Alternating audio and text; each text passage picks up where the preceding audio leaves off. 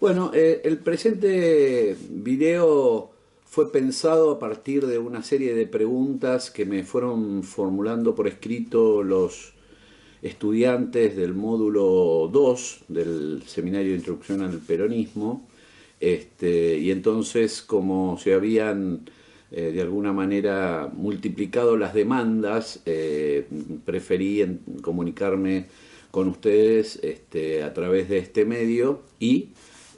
contestarlas en general para que puedan desarrollar finalmente su trabajo final en esta cursada. En primer lugar, hay factores externos y factores internos, ¿no? Es evidente que el peronismo surgirá, o el primer peronismo surgirá al finalizar la Segunda Gran Guerra Mundial, de la que nuestros países no fueron ajenos, obviamente a partir de las distintas presiones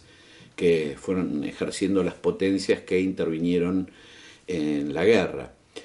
Pero más allá de que la Argentina decretó en cierto sentido la neutralidad hasta casi el final de la Segunda Guerra Mundial, el carácter de las mismas, el carácter brutal, generó en nuestro país, en América y en el mundo, una nueva sensibilidad y una serie de cuestionamientos vinculados hacia dónde se dirigía este capitalismo que había contribuido a constituir imperios y nacionalismos de tipos expansivos y que había recurrido, en cierto sentido, a métodos atroces que todos conocemos, no solamente las guerras peleándose en las ciudades, sino también la construcción de campos de exterminio masivo de distintas culturas y poblaciones, en especial la judía. Y en ese sentido, esa sensibilidad recorrió el mundo y pegó muy fuerte aquí en la Argentina, y esto es quizás una de las cuestiones que mucho tiene que ver con la presencia o con el surgimiento de un primer peronismo que se va a constituir justamente en un modo de nacionalismo popular defensivo, justamente contra la amenaza de algunos de esos imperios que, si bien había concluido la guerra, empezaban a reconstituirse y a intentar avanzar sobre otras regiones del planeta. Me refiero fundamentalmente al imperialismo norteamericano y al imperialismo ruso. Esa es quizás la cuestión geopolítica más importante vinculada a este fenómeno. Yo obviamente voy a sintetizar porque tengo que enunciar 10 y entonces simplemente los voy a describir brevemente. La segunda cuestión tiene que ver con lo que se conoce como cuestión social. La cuestión social surge en Europa fundamentalmente a partir de la constitución de las primeras formas de capitalismo y luego ya a partir de las dos revoluciones industriales, a partir de las condiciones en que los trabajadores empiezan a prestar sus servicios en las distintas industrias. Esas pésimas condiciones fueron desarrollando no solamente grupos que intentaron formular reivindicaciones para neutralizar los efectos de ese capitalismo casi inhumano, sino además la producción de cosmovisiones, de ideologías, inclusive de filosofías, que intentaban de alguna manera poner en cuestión ese orden que había instaurado ese racionalismo geométrico, ese racionalismo matemático, ese racionalismo lógico, surgido sobre todo a partir de las revoluciones burguesas en Europa. En nuestro país eso influirá claramente, no solamente, digamos, con la Revolución Rusa, sino además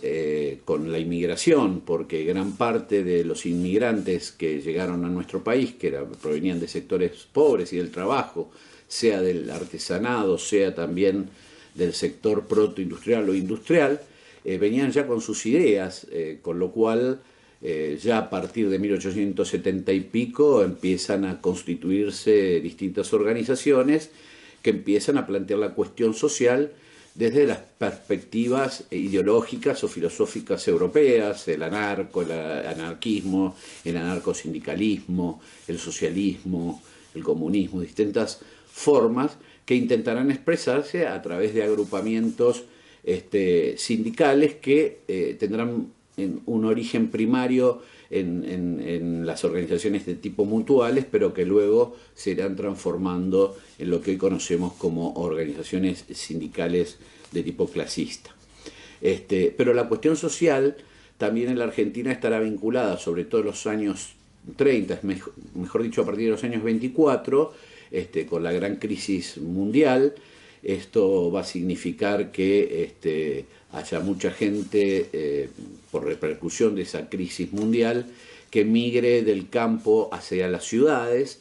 con lo cual a esos orilleros que ya habitaban la ciudad expulsados por el proyecto modernizador, se le incorporarán entonces otros orilleros, esta vez los criollos y gringos también, que se veían expulsados de la actividad agropecuaria por justamente las restricciones impuestas a partir fuertemente de la crisis del 30, situación que llegará a la Argentina a tener que renegociar con Inglaterra un tratado bastante oneroso, un tratado bastante perjudicial para Argentina, que se conoció como el Pacto Roca-Runciman. Otro factor, o sería ya, digamos, el tercer elemento, es la cuestión cultural. A pesar de que esta cuestión es muy poco analizada, entre los años 20 y los años 50 se producirá en nuestro país, en particular en las ciudades, pero también en el resto del territorio, una profunda conmoción cultural que tendrá, entre otras interrogantes, la cuestión de la identidad, de la constitución de la identidad en una Argentina que de alguna manera había transcurrido 300 años de ese mundo hispano-criollo, pero al cual se integraba ahora grandes masas de inmigrantes que concurrían a la Argentina con sus valijas vacías, pero con sus espíritus llenos de esperanza. Entonces, esta cuestión va a repercutir en el mundo cultural e irán surgiendo grupos literarios como el que integraron Marechal, Borges y Scalabrini Ortiz, que después se conoció como el de Florida, que después hay una discusión si existió o no existió a partir de una negativa de Borges, y el de Roberto Arlt, por ejemplo, que será conocido como el Grupo Boedo. Más allá de que si existieron como tal, como organizaciones, realmente lo que importa aquí es que hay una fuerte orientación hacia la construcción de una literatura descriptiva, no solamente de la identidad en términos nacional, sino además de la identidad en términos de un nuevo sujeto social que empezaría a protagonizar en la vida del país y que después con el primer peronismo llegará a ser el eje central, el sujeto principal del proyecto. La cuestión cultural no va a ser solamente literaria, en pintura, lo vamos a tener a Molina Campos, a Quinquela Martín pintando a uno, el gauchos, al otro, a Quinquela, estos sujetos históricos que eran los trabajadores, los estibadores de puerto. Empezarán a surgir las grandes orquestas, las orquestas de tango, surgirán, ¿no?, hombres como Discépolo, o los hermanos Discépolo, Mansi, es la época de Jaureche, de Scalabrini Ortiz, es la época de grandes artistas, de Margarita Palacios, es la época de Julia Piluski-Farni, es la época de innumerable cantidad de artistas, es decir, el arte y la cultura popular se verán convulsionadas y de alguna manera algunos grupos políticos como Forja intentarán interpretar esa matriz cultural, ese proceso de convulsión cultural y llevarlo a la literatura política con, a nuestro criterio, bastante éxito. En general esta cuestión cultural no fue lo suficientemente abordada, posiblemente por prejuicios ideológicos respecto a la importancia que tiene la cultura en los países periféricos. En primer lugar porque el liberalismo individualista clásico considera el arte y la cultura como un producto de un individuo, o en todo caso una serie de individuos, no ve un sustrato colectivo en la cuestión cultural o artística, ve modas, ve vanguardias, pero no observa, digamos, el fenómeno como un fenómeno de expresión popular, y ciertos sectores de las izquierdas, ambos materialistas claramente, verán o intentarán ver en la cuestión cultural una cuestión opresiva, que tiene que ver con la superestructura opresiva. Pero por suerte actualmente hay muchos escritores y escritoras que están haciendo mucho hincapié en los estudios culturales de esa época y la influencia de lo cultural en lo político. La cuestión ideológica o doctrinaria, esto sí va a ser importante porque estamos hablando de una Europa que pelea una guerra más allá de por intereses económicos, expansivos y todo lo que sabemos, en el sentido de que es evidente que había que expandir las fronteras de los países para poder expandir el poderío industrial que se había constituido a partir de las revoluciones industriales. Lo que también aparece fuertemente son las cosmovisiones. En Europa existen y contrastan y tensionan distintas cosmovisiones y esas tensiones repercutirán en la vida local en una etapa de profundas discusiones políticas e ideológicas. Recordemos que ya estamos en tiempos de un radicalismo que había sido destituido del poder en el 30, que había intentado construir un agrarismo nacional, que las circunstancias de la Primera Guerra lo habían llevado a intentar algún proceso de sustitución de las importaciones, aunque sea parcial, pero que no rompe el modelo, digamos, clásico de la Argentina agroexportadora, ¿no? Y ahí empieza, en esa época, ya un cuestionamiento respecto a si la Argentina debía seguir en ese rol que se le había asignado a partir de la División Internacional del Trabajo.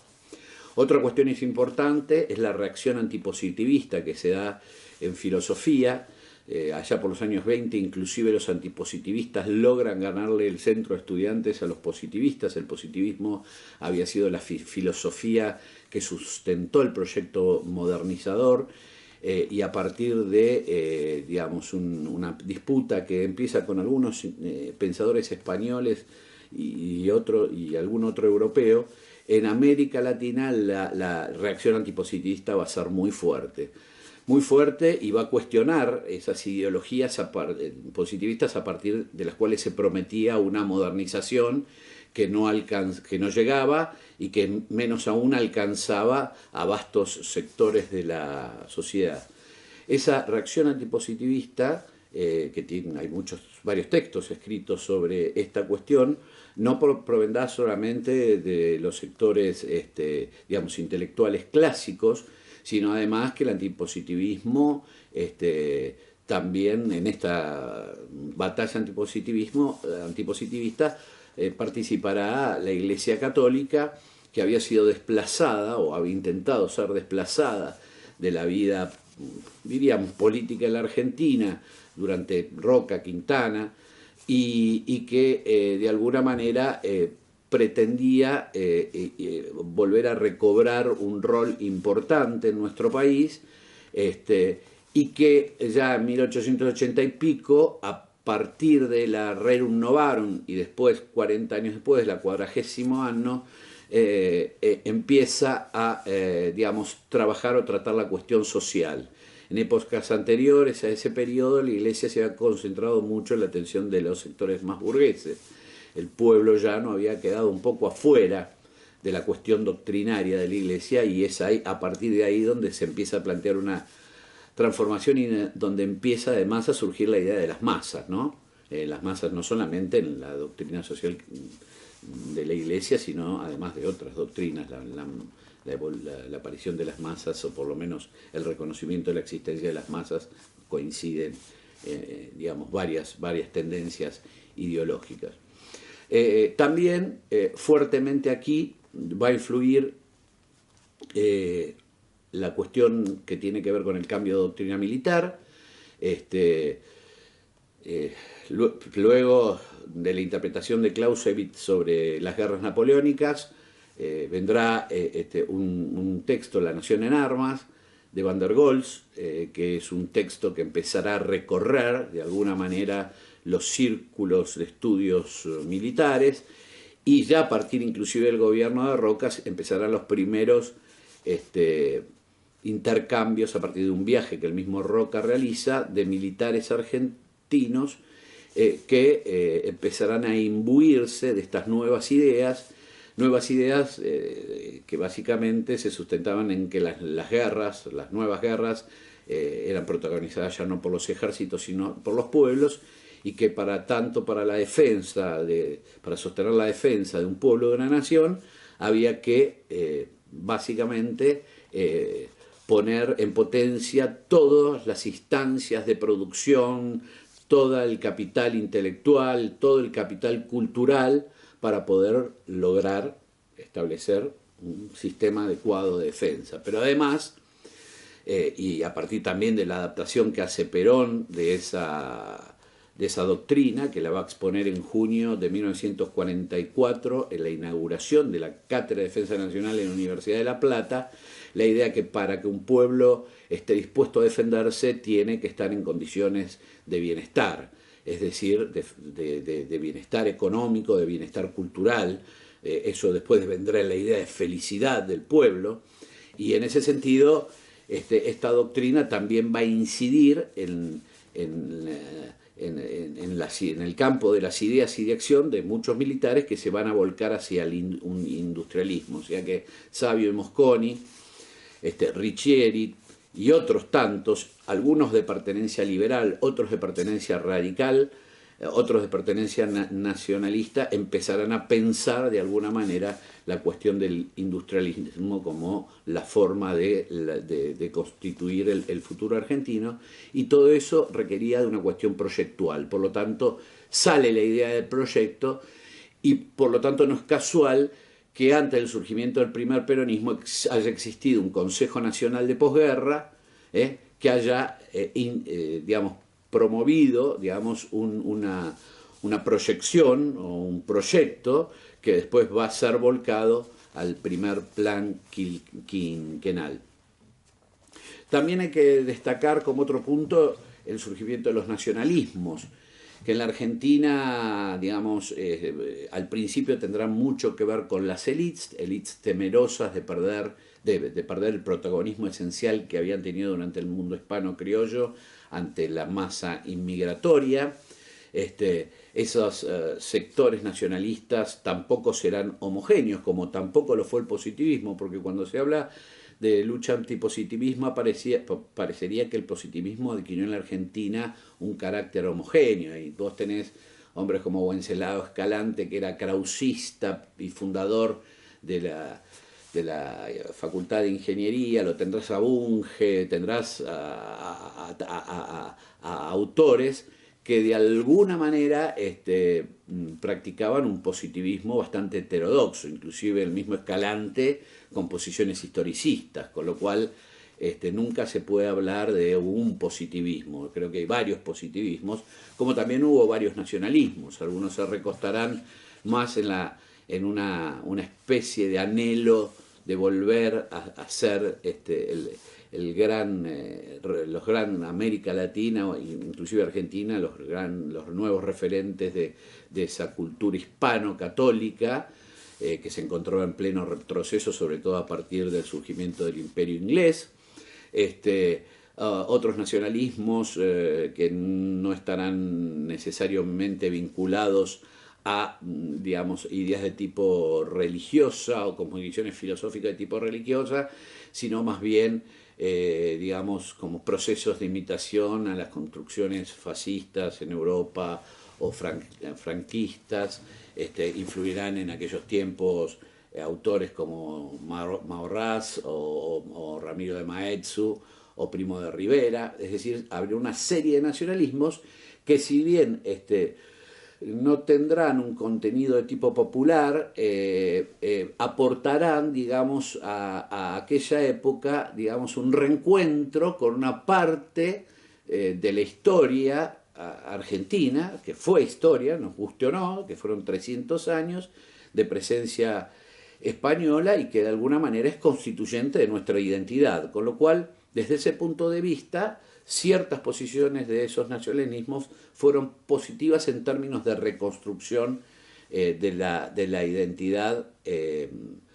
o de la identidad nacional, y otros como la Liga Patriótica, etcétera, tendrán mucho más que ver con una reacción de los sectores más bien oligárquicos ante el temor del comunismo, del surgimiento de las organizaciones sociales, de las organizaciones sindicales, etcétera. Me parece que estos son los puntos más importantes. Obviamente cada uno puede desarrollarse en forma más profunda. A mí me parece que hay algunos que no han sido desarrollados como corresponde, por ejemplo la cuestión del cambio de paradigma en la defensa, la influencia de Van der Goltz y de otros autores en los militares de la época y especialmente en Perón. Además, digamos, no del todo estudiados profundamente, digamos, las formas en que los militares latinoamericanos constituyen organizaciones secretas, en el caso nuestro como el GO, pero como pudo haber sido el RADEPA en Bolivia o el tenientismo en Brasil. Esta cuestión me parece que hay que trabajarla mucho más y me parece que son líneas de investigaciones que podrían surgir en forma muy interesante. El otro punto es la cuestión cultural, que en realidad quiero retomarlo con mucha firmeza porque me parece que recurriendo a lo que conocimos como los estudios culturales o como el pensamiento nacional y latinoamericano, dos matrices a partir de lo cual se puede abordar la cuestión cultural latinoamericana, uno puede realizar descubrimientos muy interesantes sobre esa época, sobre todo a los fines de tratar de comprender al peronismo como fenómeno histórico-cultural. Por último, queda la cuestión del antiimperialismo concreto. Esto tiene que ver con algunas primeras obras que se editan en Europa en 1880 y pico, que después son retomadas por los Irasusta y que de alguna manera empezaron a plantear las asimetrías existentes entre Argentina y Gran Bretaña. En ese sentido empezó a surgir una corriente anticolonialista que irá denunciando paulatinamente esa relación asimétrica, esa relación semicolonial, como plantea Abelardo Ramos, situación que se coronará cuando, en oportunidad del Pacto Roca-Runciman, el vicepresidente de los argentinos reconozca la existencia de esa realidad de subordinación que se planteaba entre los dos estados en una Argentina que años anteriores, en una Argentina del centenario, que se autopensaba como independiente. Por lo tanto, este último tema, el antiimperialismo concreto, porque aparte no es un antiimperialismo genérico, sino un anticolonialismo concreto, es decir, dirigido a ese Estado con que la Argentina mantenía relaciones asimétricas. Creo que estos son los puntos más esenciales sobre los que pueden avanzar en sus investigaciones. Me preguntan que trate de reiterar la explicación que hice en lo que yo entiendo como una de las bases de la filosofía peronista,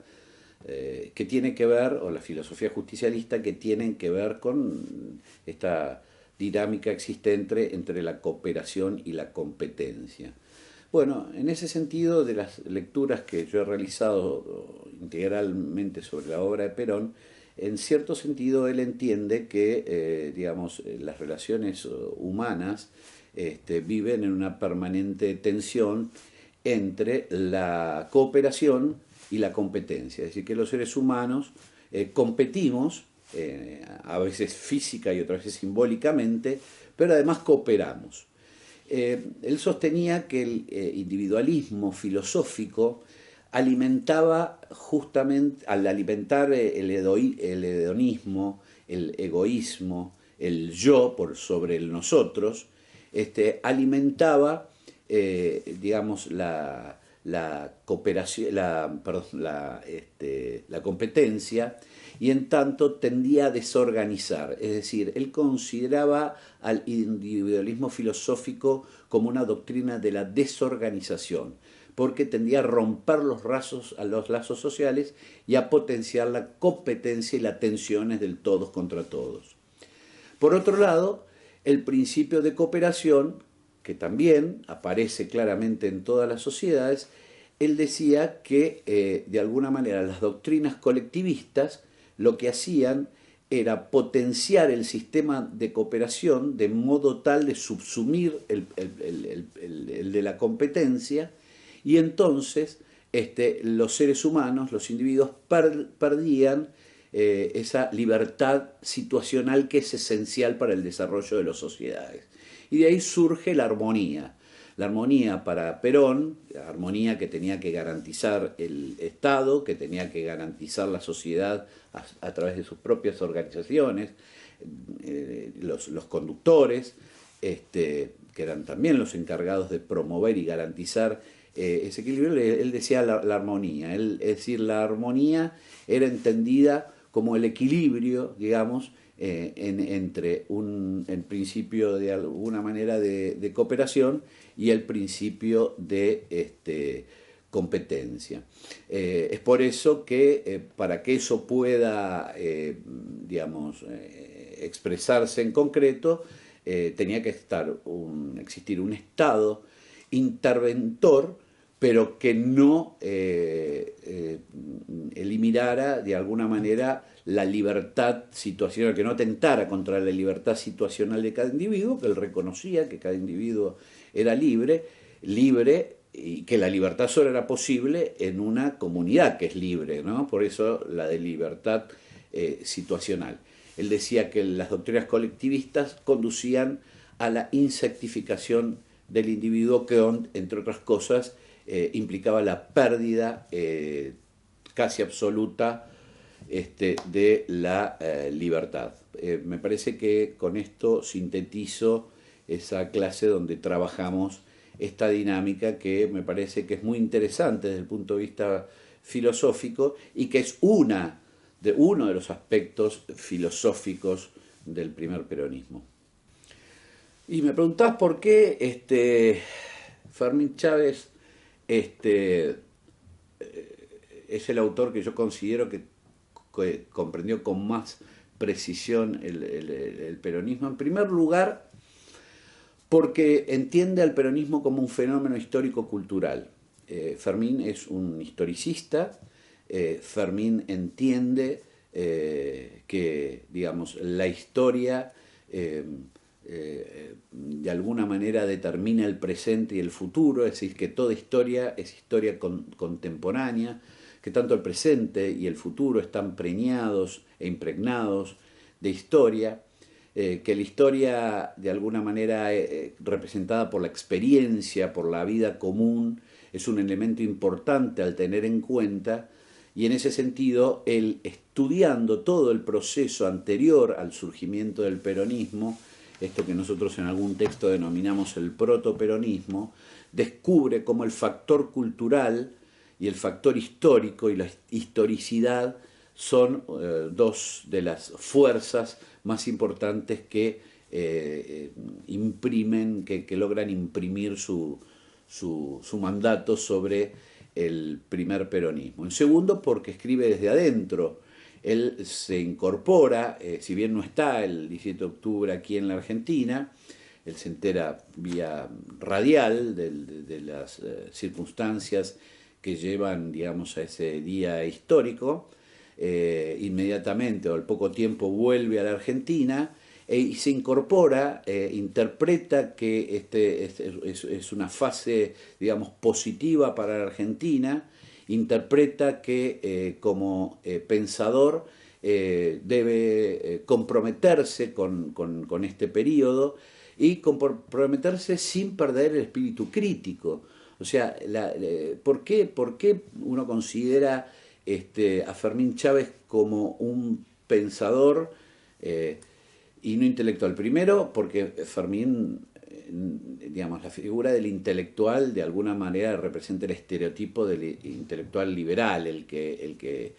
desarrolla su carrera académica para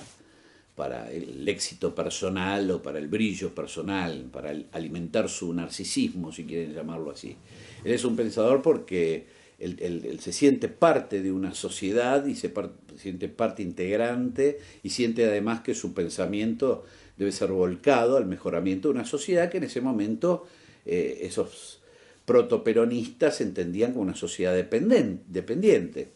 Y por un lado, eso creo que es vital, y él se involucra, pero sin perder el espíritu y el estado crítico.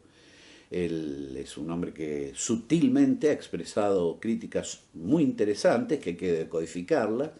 y además porque entiende dos cuestiones que son muy importantes. Primero, la cuestión epistemológica, es decir, cómo jugó la introducción del iluminismo filosófico en la Argentina y cómo jugó, digamos, en la constitución del Estado después de concluidas las guerras civiles. O sea que por un lado entendió de alguna manera, digamos, que la cuestión de las tensiones entre las ideas se constituyen obviamente en relaciones de poder, y que dentro de las relaciones de poder está también la cuestión ideológica, la importación acrítica muchas veces de ideologías que aparecen como soluciones mágicas para resolver los problemas del desarrollo, etcétera, etcétera, etcétera. Y por otro lado se involucra claramente en la historia, es decir, él intenta permanentemente rescatar la historia como constructora, la fuerza de la historia como elemento constitutivo, y la historia entendiéndola no solamente como relato, sino como sustracto, es decir, substractum, es decir, como vivencia, inclusive como tradición, y por eso empieza a rescatar la cuestión de la poesía y demuestra que la gauchesca es algo más que una expresión, digamos, cultural o poética, y que atrás de la gauchesca hay todo un debate, una discusión ideológica que por ahí en nuestro país no se daba a partir de textos de literatura política o textos por ahí pseudocientíficos, sino que se daba a través del formato que los sectores criollos estaban acostumbrados a utilizar. En tercer lugar, porque cada uno de sus libros apunta, digamos, a una clave hacia el futuro. Si a mí me dijeran qué líneas de investigación desarrollaría yo de aquí en adelante si tuviera tiempo para hacerlo y aparte el mérito para hacerlo, bueno, seleccionaría unos 23 o 24 libros de Fermín y los continuaría Civilización versus Barbarie, constituiría Iluminismo, historicismo y iluminismo en la cultura argentina, continuaría la historia y completaría la historia del peronismo, continuaría además esto tiene otra llave de Wittgenstein a Vico, es decir, continuaría inclusive con las obras de rescate de los hombres y mujeres del interior que constituyeron a la construcción de las instituciones políticas autóctonas y de las construcciones culturales autóctonas, el rescate de la cultura nacional. Es decir, a mí me parece, y el entendimiento además de la diferencia entre doctrina y filosofía. Él entiende, creo que como pocos, el peronismo, y cada texto y cada selección, cada epígrafe, cada cita está pensada en función de nosotros, los que estamos hoy, a pesar que él no está. Me parece que es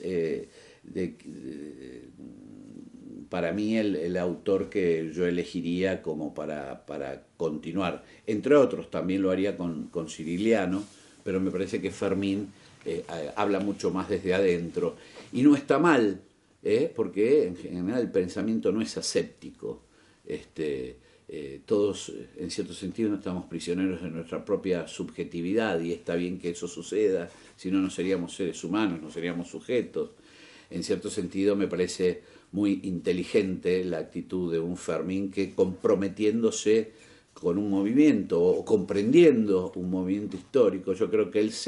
al comprender el movimiento histórico se incorpora a él, ¿no? Y además desde un lugar de afectividad que también es una forma de conocimiento, ¿no? Los sentipensamientos, ¿no? Así que me parece que nosotros hemos rescatado la figura de Fermín justamente por eso, a partir de conversaciones con muchos colegas, nos parece, digamos, quizá uno de los autores que mejor expresa la comprensión de este fenómeno que estamos estudiando. Me preguntan qué función cumplía la filosofía y la doctrina para Perón. Bueno, creo que es muy importante, en primero, entender que Perón es un hombre que cree que los seres humanos somos una articulación sustancial entre espíritu y materia, entre lo simbólico y lo material. Y en ese sentido, él cree que los seres humanos somos seres de sentido, y que la Argentina, digamos, que él, en el contexto que él asume, necesitaba de alguna manera de un sentido común estratégico. Él es un hombre heterodoxo en términos filosóficos, porque cuando uno lee La Comunidad Organizada, vos te das cuenta que hay cita a distintos autores, inclusive autores que en cierto sentido podrían, o por lo menos los filósofos profesionales, contraponerlos. Sin embargo, hay puntos muy claros que surgen de esa misma filosofía y que tiene en primer lugar la idea de que los seres humanos somos intrínsecamente comunitarios, es decir, que vivimos intrínsecamente en una comunidad, que nos realizamos en una comunidad, y por lo tanto nuestra realización individual está anudada en términos estructurales a la realización de la comunidad. Es decir, tiene una visión, si se quieren llamar, orgánica, nunca organicista. Perón descarta el mecanicismo, pero sí orgánica, ¿no? Y tiene muy presente la cuestión de la organización, y por eso estructurará su propuesta de comunidad organizada, implica una serie de estructuras de organización que van de la familia, las organizaciones libres del pueblo, etcétera, etcétera, etcétera. Es un hombre que entonces entiende que la filosofía es lo que nos da el sentido, que los seres humanos necesitamos un sentido, y sobre todo las naciones y los estados también. Lo doctrinario tiene que ver más con ciertos principios estables que formarán parte básicamente de su época. Cuando yo respondí la primera pregunta, hablé de la cuestión social. La cuestión social surgirá, digamos, de las doctrinas, obviamente, que están, o ideologías que están tensionando con el capitalismo en Europa. Surgirá también del cambio de postura en la Iglesia Católica. Surgirán, además, de la nueva sensibilidad que recorre el mundo a partir de la tragedia de la guerra, que no solamente implica a los muertos, sino también los desposeídos, y las incursiones de Occidente en África y en otros países que causaron estragos, hambruna, etcétera, etcétera. Con lo cual lo social Perón no es que lo toma de un lugar determinado, inclusive de la misma doctrina Van der Goltz. O sea, por lo menos ya les podemos marcar 4 fuentes de donde aparece lo social en Perón. Por eso, la justicia social, ¿no? O sea, hay esta idea de patria justa, libre y soberana es anterior a Perón. Por eso hablamos muchas veces en una fase provocativa que Perón no es el que inventa el peronismo, sino que el peronismo o el protoperonismo inventan a Perón. Porque hay un contexto social, económico, cultural, simbólico, filosófico, que crea las condiciones, que crea el cauce necesario para que una revolución del carácter que tuvo la revolución peronista se manifieste de la forma en que se manifestó. En segundo lugar, la cuestión de la soberanía. La cuestión de la soberanía parece muy fuerte, sobre todo a partir del pacto Roca-Runciman y de las denuncias de Scalabrini Ortiz, de la Susta, de Torres y de todos los autores que denunciaban que la Argentina había estado durante años sujeta a una relación asimétrica de poder y que entonces había que conducir hacia una Argentina libre. También lo habían planteado los nacionalistas. Quizás los nacionalistas proponiendo una vuelta a una hispanidad que ya había perdido un poquito de lugar en la vida política argentina, sobre todo a partir de la frondosa inmigración, de la cual muchos somos hijos también. En aquellos tiempos no está el tema indígena como tema de agenda, a pesar de que Perón hace su último proceso de formación con los loncos mapuches, hay vestigios, inclusive en parques nacionales le acaba de devolver ahora uno de los bastones, que fue un regalo de Perón a un cacique, a un jefe mapuche, Urrinca, pero en cierto sentido Perón intuye que, fíjense algo que generalmente no se conoce, según una investigación que está por publicarse dentro de poco, que fue la década en donde mayor entrega de tierras hubo a los indígenas, ¿no? Eso no se conoce mucho, eran tiempos difíciles, la cuestión indígena era una cuestión bastante difícil en aquellos tiempos, por suerte eso está cambiando. Pero también entonces ahí aparece, digamos, vuelvo a insistir, la justicia social, la soberanía política, que es la soberanía territorial, la soberanía educativa, la soberanía cultural, es decir, la soberanía política implica todas las otras soberanías. Y luego, finalmente, la independencia económica, que es una precondición necesaria para que un pueblo sea libre, ¿no? Por eso, esos 3 elementos más sumados a que, digamos, la felicidad del pueblo es precondición de la grandeza de la patria, ¿no? Esos son los 5 elementos centrales de la doctrina. Después las doctrinas son formas, se constituyen a través de herramientas propositivas, que se van constituyendo a partir de las épocas. Es decir, algunos entienden, inclusive algunos peronistas, entienden que ser peronista significa agarrar el libro de doctrina peronista, leerlo de memoria y salir a predicar. No, eso no es la doctrina. La doctrina, inclusive Perón mismo, ya en varias entrevistas, sostiene que las doctrinas hay que actualizarlas, siempre que no se pierdan, digamos, los elementos esenciales. Es decir, que tienen que ver con la Argentina sea lo que quiera ser, con el querer ser, ¿no? Y entonces, en ese sentido, me parece que esas 3 banderas que aparecen ahí en la doctrina, sumado además a la felicidad del pueblo como precondición de la grandeza de la patria, me parece que esa es básicamente la doctrina que ahora debe ser actualizada, que siempre debió ser actualizada. Perón promovía la actualización doctrinaria. Lo que pasa es que inclusive muchos peronistas no creen en la doctrina, no creyeron ni siquiera en aquella época que había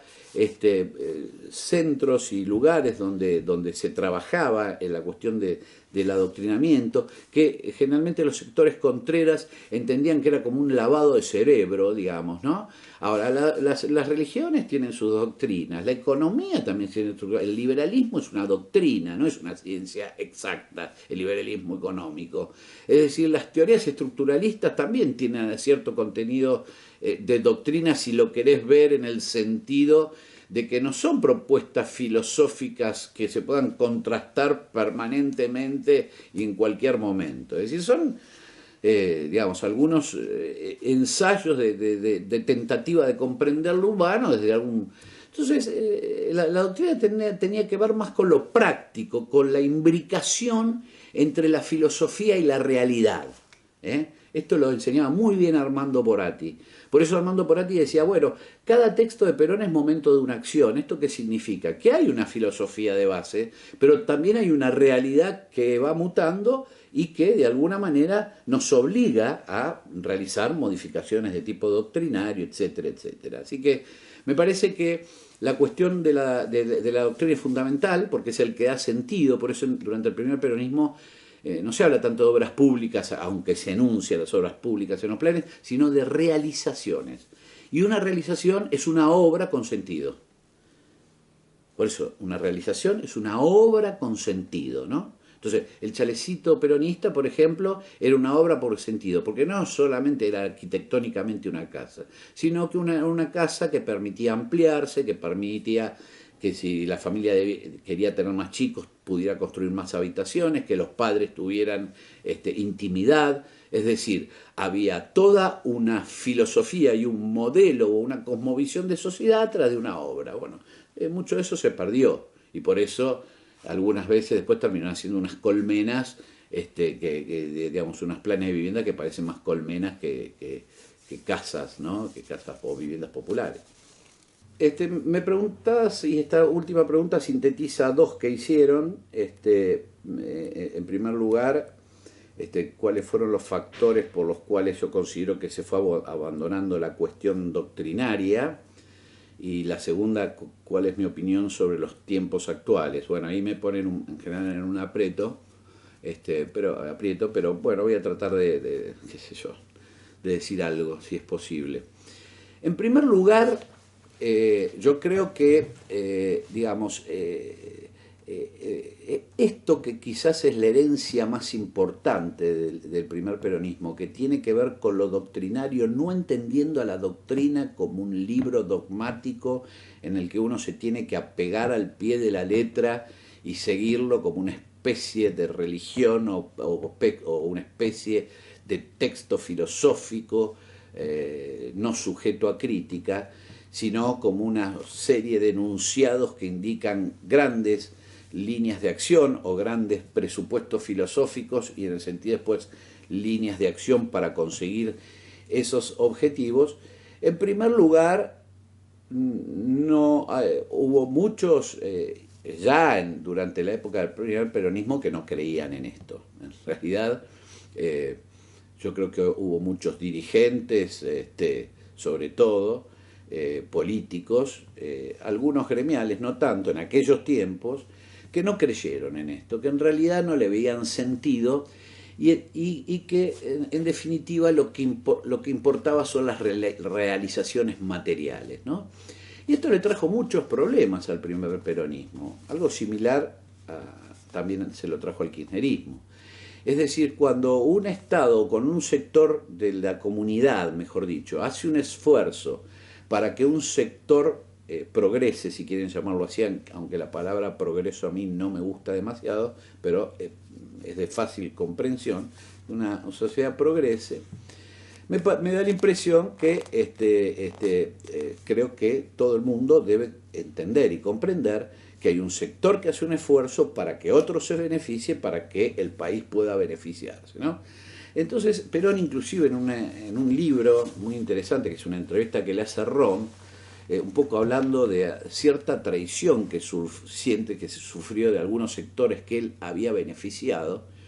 él asume plena conciencia de que cuando a un sector social que estaba en una situación, digamos, de pobreza, asciende, no solamente adquiere mayores bienes, más bienes materiales, sino además empieza a acceder a bienes culturales y empieza también a realizarse cuestionamientos. Y entre esos cuestionamientos es cuáles fueron las razones de su crecimiento, es decir, por qué progresó. Y generalmente uno tiende a pensar que uno progresa simplemente por la capacidad de uno. El liberalismo en general, o por lo menos el liberalismo tal como se entendió en la Argentina, tiene mucho que ver con eso, con la idea de que todo lo que nosotros hacemos es pura y exclusivamente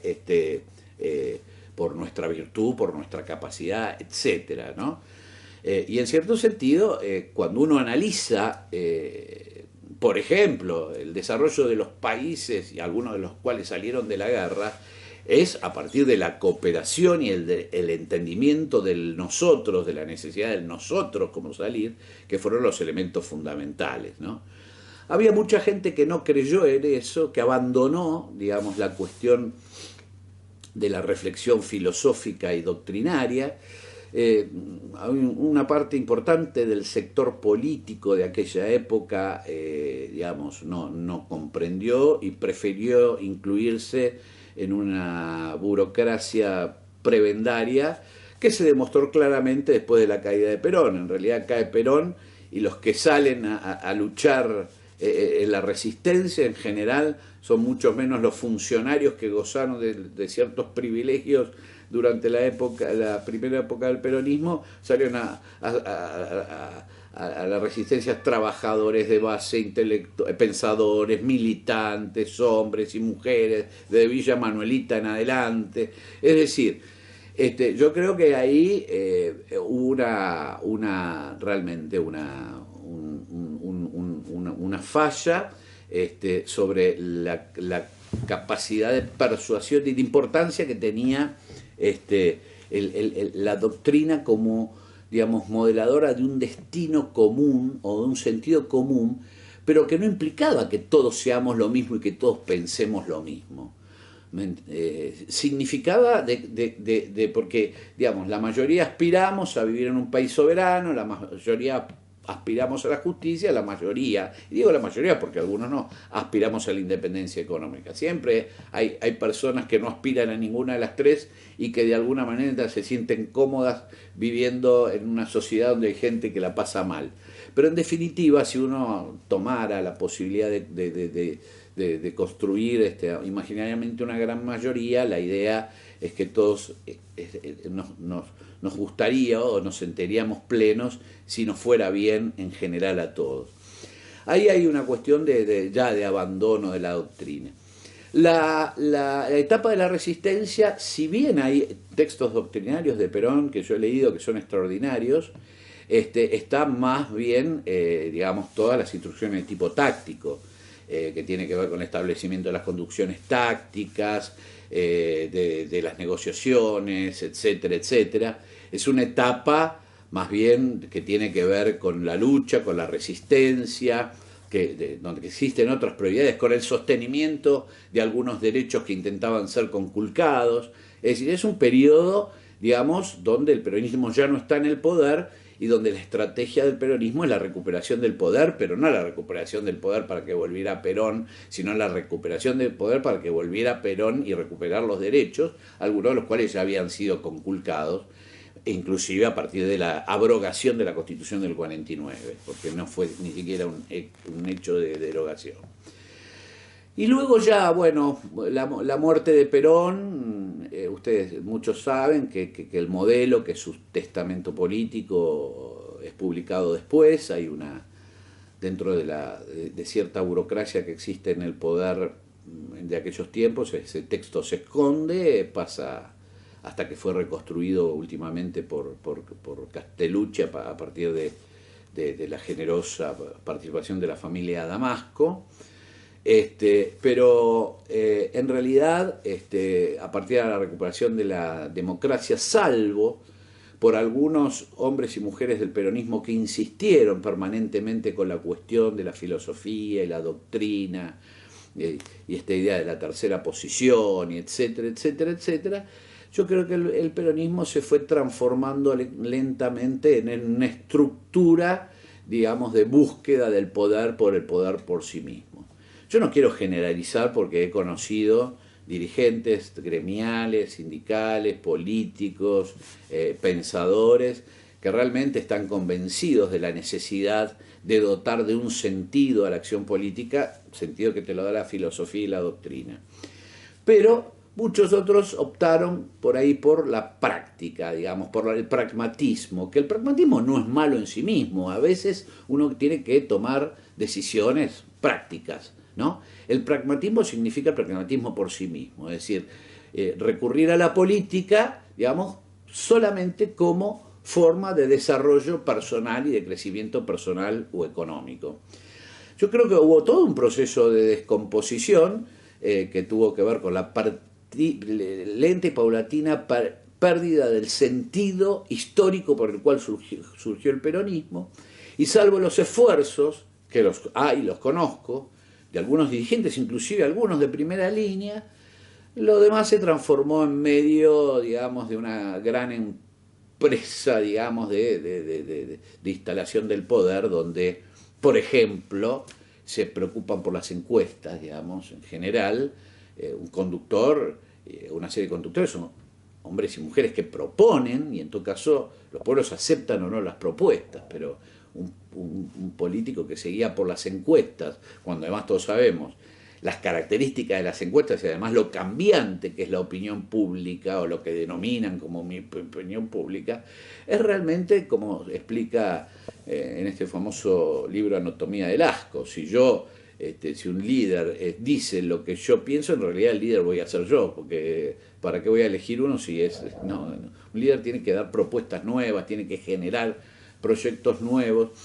Además, me parece que el peronismo debe trabajar claramente en una proposición, en una reconstrucción de un proyecto de país, y además, obviamente, algo que Perón lo explica con mucha claridad, si uno se asume dentro de un movimiento revolucionario, debe obrar con moral suficiente, ¿no?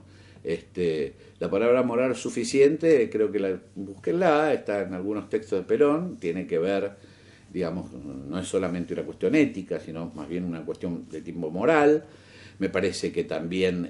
digamos, hay una moral transformadora y revolucionaria si se dice o se sigue sosteniendo que el peronismo fue revolucionario. Yo creo que el peronismo fue revolucionario, el primer peronismo, no cabe la menor duda, fue la revolución social que pudimos construir nosotros a partir de nuestra propia historicidad, pero a partir de la muerte del líder y después a través de cierta desnaturalización que hubo muchos sectores críticos. Yo me acuerdo cuando empecé a militar,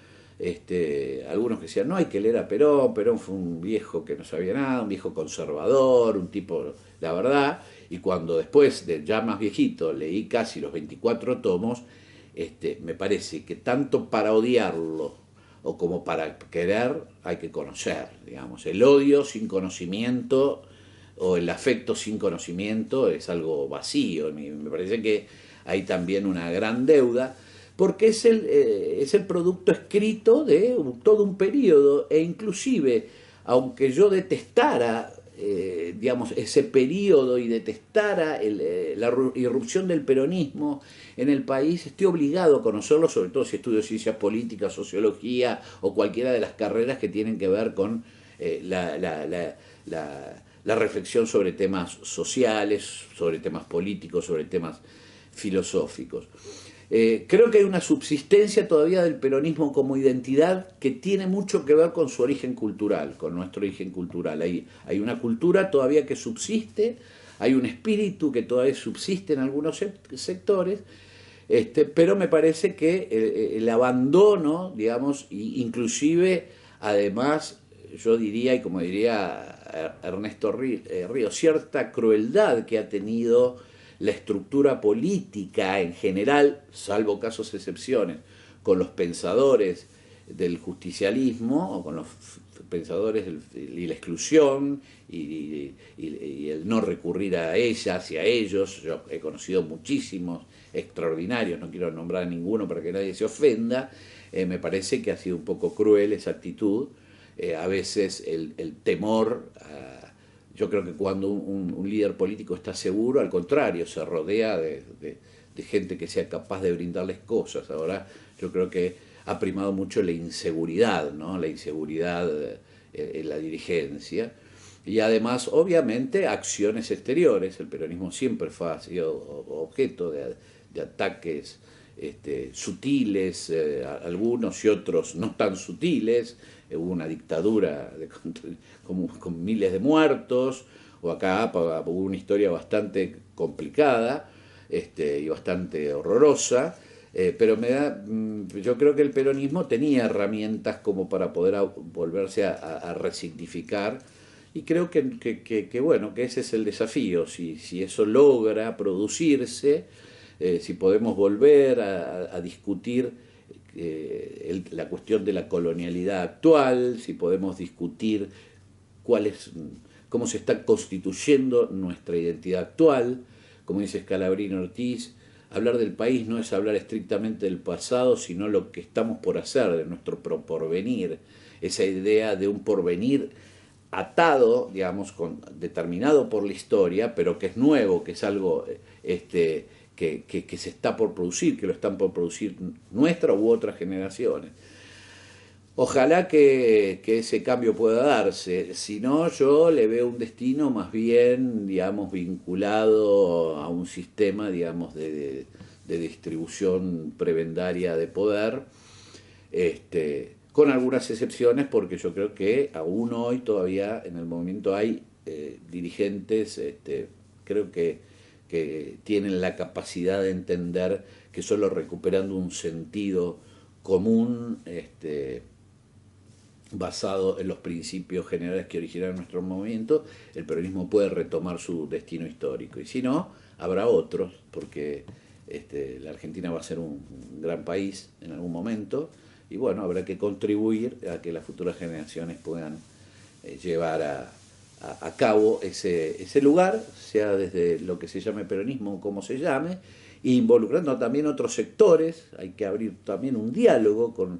otros sectores, pero un diálogo que no significa comprar paquetes de sectores como hacen algunos dirigentes.